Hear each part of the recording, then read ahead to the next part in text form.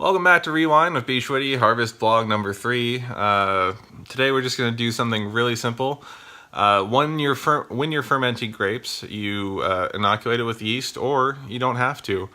Some people like to use something called native yeast, which is either yeast native to the fields that the grapes grow up in, or yeast that you will find just living in wineries, since a lot of wineries will use yeast that have been specifically designed and cultivated for winemaking.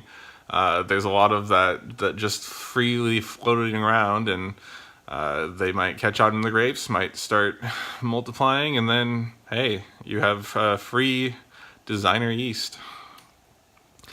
But from that, the grapes will start to ferment. These, again, is a red ferment. And something called the cap will push to the top. And that's all the skins that are kind of just being pushed up from the fermentation process. The liquid will stay underneath. Grapes float, grape skins float, at the very least. So every time, 2 to 3 times a day, we'll have to come in with this little rod here, and we'll have to just punch it down and do something called a punch down, which is literally what it sounds like. We take this rod, push the cap down, punch it down, give it a little oomph, and release some of that heat.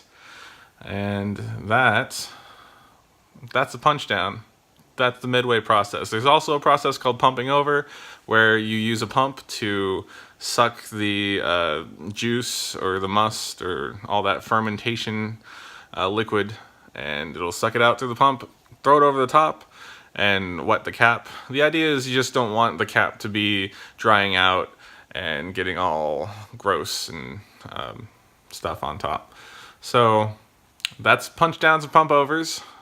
Join me Monday for hopefully the last harvest vlog, where we'll talk about what happens when you're done fermenting reds.